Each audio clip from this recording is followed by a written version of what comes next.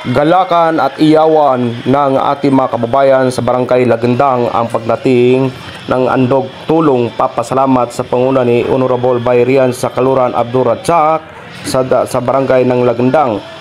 Isinagawa ang pagpapasalamat karaban ng Team Kapamilya sa bagong alal na Bayrian sa Kaluran Abdul Ratsak sa dalawang barangay ng Bual at Lagandang nitong araw ng Miyerkules, Mayo 21, 2025 bilang andog ng papasalamat karaban ng Team Kapamilya kaugnay ng pamimigay ng foods pack at pagkain, Jollibee at ice cream sa nabanggit nitong dalawang barangay. Dinaluan ni Honorable Vice Governor Radin sa Kaluran, DPWH Engineer Aliar Mama at Kapitan ng Kalawag 3 at kasalukuyan na newly elect Congresswoman Bayrot sa Kaluran. Naging sentimento balyo ang pagkapanalo ng Team Kapamilya sa katunggali na naging 10-0 ang nakuang score. Natuwa at naluwa ang ina ni Congresswoman Bayrian sa Kaluran sa pagmamahal ng barangay ng Lagandang na sinuporta ang mga botante na baguin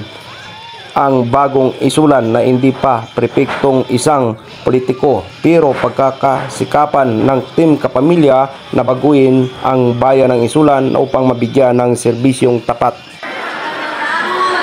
Kamusta po kayo? Okay po, mapya. Mapakil.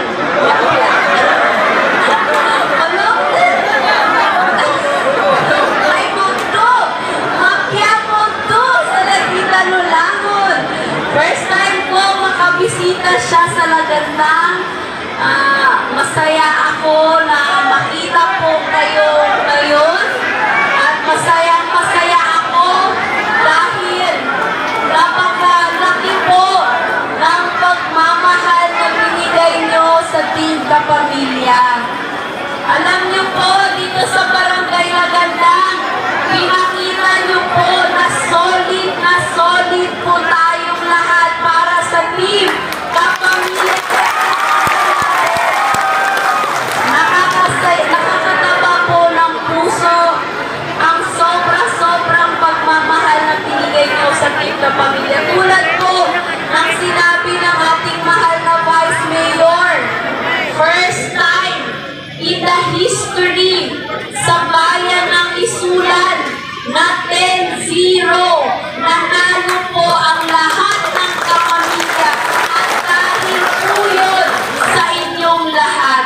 Kaya naman maisipan namin umikot muli sa mga barangay at magbigay ng pasasalamat sa inyong lahat dahil hindi po kami mananalo kung hindi po dahil sa inyong lahat. Kaya maraming salamat po. Hindi ako magaling mag-Maguindanon, kaya mag-Tagalog lang. Putol-putol ang Maguindanon ko. Sabi nga nila, natawa ako kasi bago eleksyon, may yung mga supporter na kabila sabi nila sa akin, parinig nila sa akin, hindi daw lahat ng mga kapareho kong Muslim ay susuporta daw sa akin at boboto.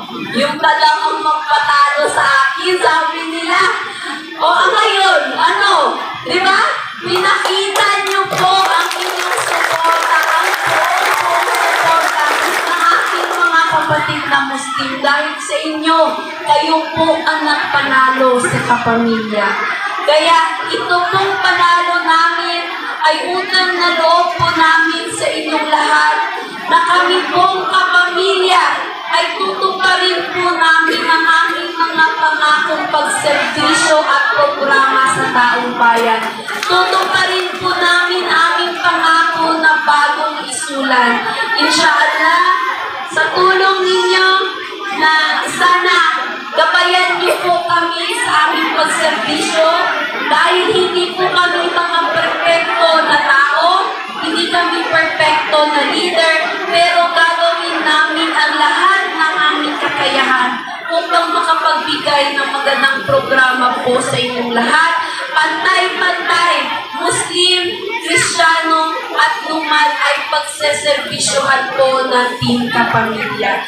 Inshallah, sa July po ang umpisa ng aming aming pagservisyo. Sa ngayon, wala pa, hindi pa kami nakaupo ha. Hanggang ngayon, congresswoman pa rin po ako ngayon. Nakapag-proclaim pa lang, pero ang pag-upo ko bilang mayor ng bayan ng Isulan sa July po, inshallah. Na sana samahan niyo po kami sa aming pag-upo bilang mayor at lahat ng team kapamilya. Sama-sama po tayo para sa bagong Isulan. Maraming salamat po sa inyong lahat. Inshallah, mas marami pa pong improvement at development para sa Barangay Lagandang. Maraming salamat po sa inyong lahat at Allah bless us all. Salamat po.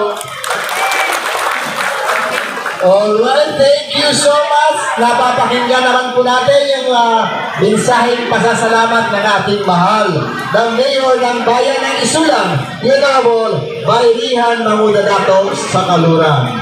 And by this time,